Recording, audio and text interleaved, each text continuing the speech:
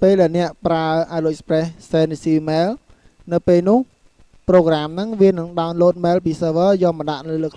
លើកម្មវិធីវាតែម្ដងអញ្ចឹងគោលបំណងឡើយហ្នឹងគឺយើងចង់កំណត់ថានៅពេលយើងប្រើកម្មវិធី AliExpress ក៏ដោយអញ្ចឹង message ក៏ត្រូវតែ store នៅលើ mail server ហើយនឹង store នៅលើ client ផងដែរអញ្ចឹង AliExpress នេះតំណាងឲ្យ client Diamond គឺតំណាងឲ្យ mail server អញ្ចឹងទី1ខ្ញុំបើក program AliExpress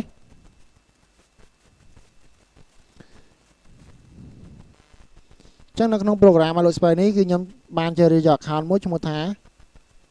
account test បន្តមកទៀតខ្ញុំបើក web ម្ដង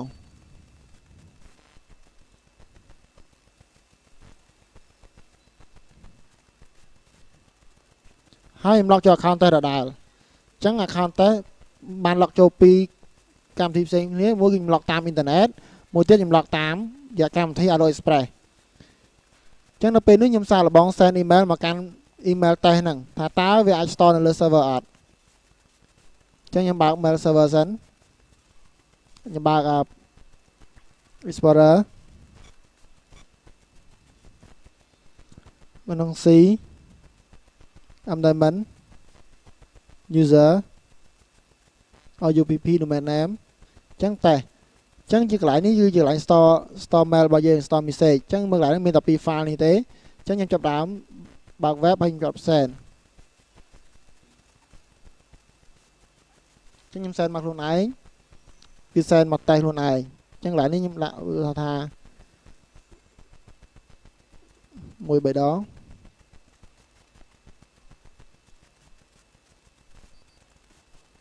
ហើយខ្ញុំសាក send ម្ដងទៀត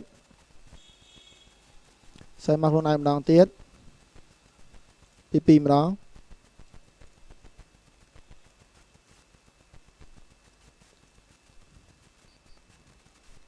ចឹងខ្ញុំត្រឡប់មកលើ folder នេះខ្ញុំឃើញសារមួយទៀតចេញសារមកមួយទៀតឡើយនេះចឹងសារមកពីរចឹងសារនេះគឺវា store នៅលើ mail server មានថាក្នុង C Diamond user domain name និង user test គឺវា store ប៉ុន្តែនៅពេលដែលខ្ញុំមកបើកលើ program AliExpress វិញនៅពេលខ្ញុំ send receive នៅពេលនោះវានឹងទាញ message ពីរហ្នឹងយកមកដាក់នៅក្នុង mail client យើងវិញតែម្ដងចឹងមួយពីពីរនឹងទាញមកដល់ខ្ញុំមកមើលនៅលើ folder នេះវិញត្រូវបានបាត់ហើយខ្ញុំមកមើលនៅលើ web នេះវិញខ្ញុំ refresh វាទៅក៏បាត់ដែរ get mail ចឹងក៏វាអត់មានដែរចឹងខ្ញុំតម្រូវធ្វើយ៉ាងម៉េចឲ្យបានឲ្យយើងអាចបើកតាម web ក៏មានបើកតាម AliExpress ក៏មានដែរចឹងដល់ខ្ញុំគឺកំណត់នៅក្នុង AliExpress ចុចទៅលើ tool យក account property នៅត្រង់ advanced ខ្ញុំ tick ត្រង់កន្លែងឬ copy of message on the server ចឹងកន្លែងនេះខ្ញុំត្រូវ tick វាមួយដែរបើឧទាហរណ៍ថាធម្មតា message បើយើង store លើ server ច្រើនពេកវាធ្វើឲ្យការ process វាឬការចំណាយ bandwidth វាច្រើនវា slow វាយឺតចឹងនេះខ្ញុំកំណត់ថា5ថ្ងៃក្រោយវានឹងលុប message នឹងចោល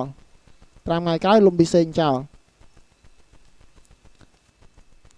ចឹងខ្ញុំសាកល្បងចូល web ហើយខ្ញុំ send មកខ្លួនឯងម្ដងទៀត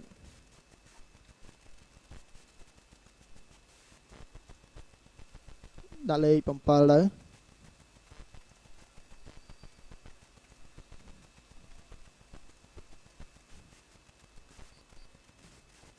send មកខ្លួនឯងមួយទៀត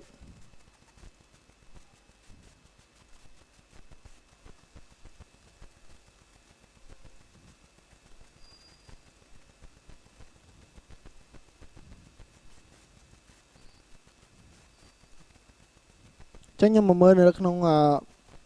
mailbox របស់វាឡៃ store mailbox វិញក៏វាមាន message មកមួយដែរនេះទីទៀតមកមួយទៀតឡើយចឹងមកពីរចឹងឡើយនេះខ្ញុំចាប់ដើម get mail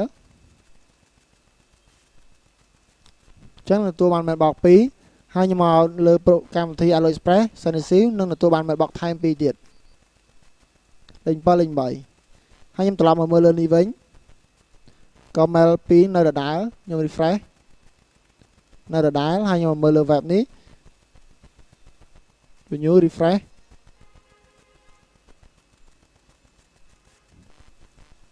នៅដដែលបាទអញ្ចឹងក្នុងការកំណត់ mail store លើ server និង client ត្រូវបានបញ្ចប់